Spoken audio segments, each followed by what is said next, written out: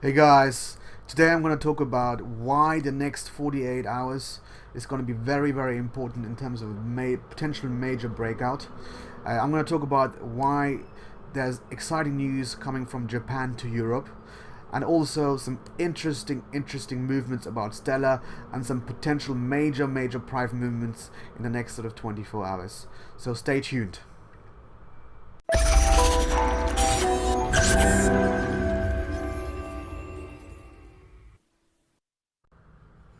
Hey guys, it's Jay here again from Stake Mentor, bringing you today's crypto news. So, what's been going on? Well, we woke up, well, if you can call it a green sea.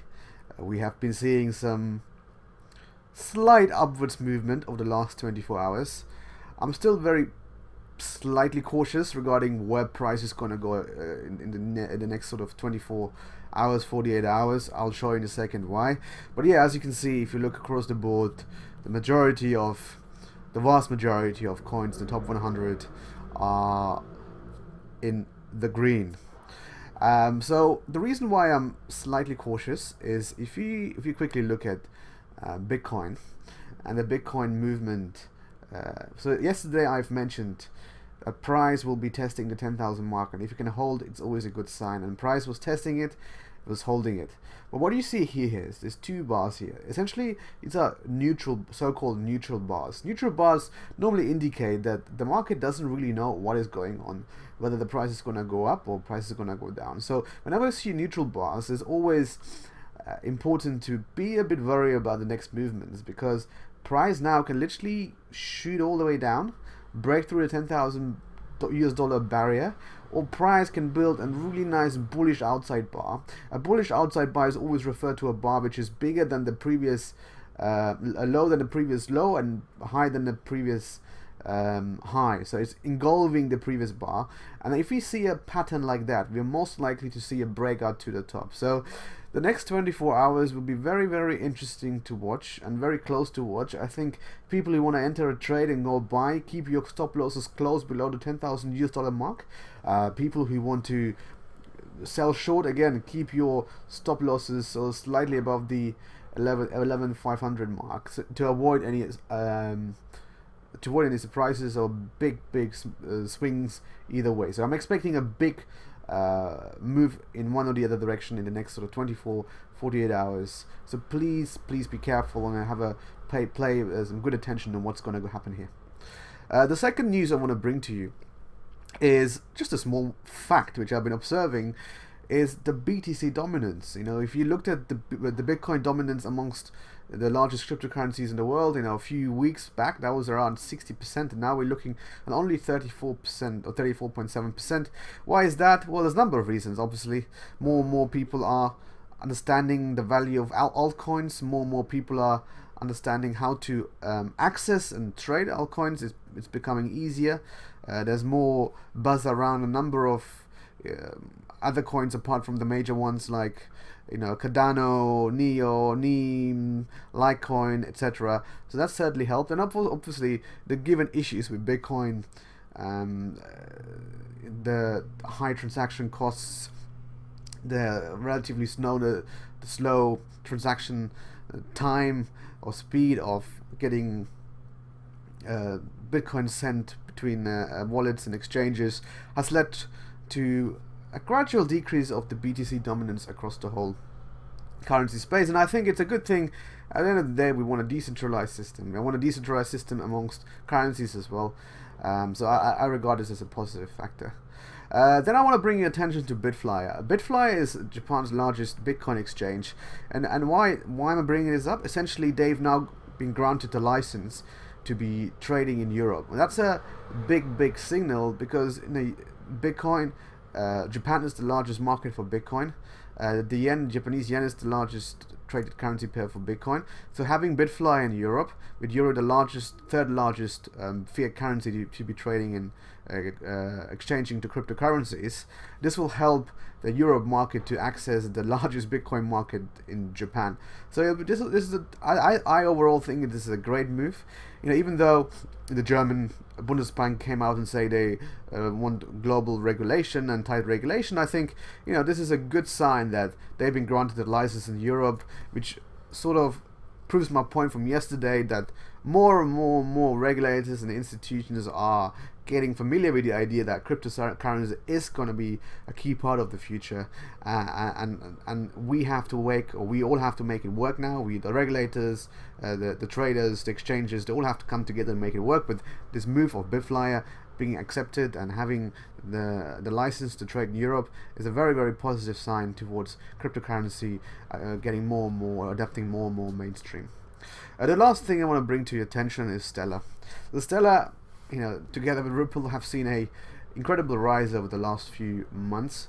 Most of you, if you don't know, Stellar is a fork of Ripple, and a lot of the things they're trying to do is based on a consensus network.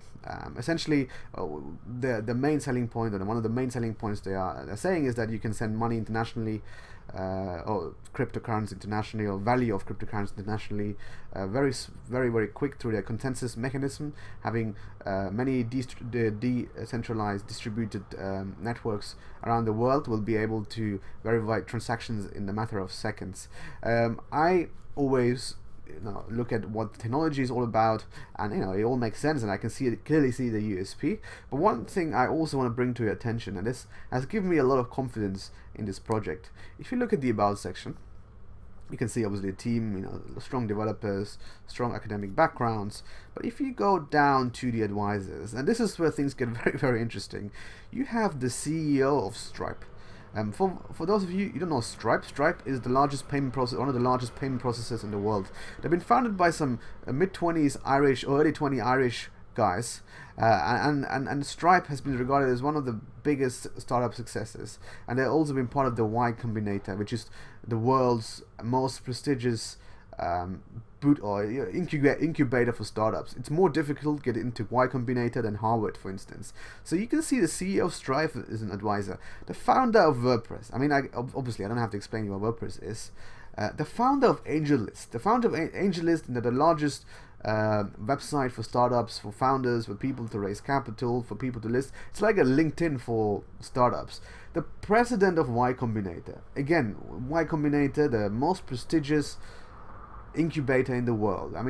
Companies like Dropbox came out of this, and it is more difficult, as I said, more difficult to get into any top university or college than Y Combinator. You have the brightest minds, people dropping out of Harvard to get into Y Combinator. So if you look at the advisory board here, it is bloody impressive. And if people like Patrick Collison, Matt Mullenweg, Naval Ravikant, or Sam Altman, if they are attaching their name to Stellar, means that these guys are onto something.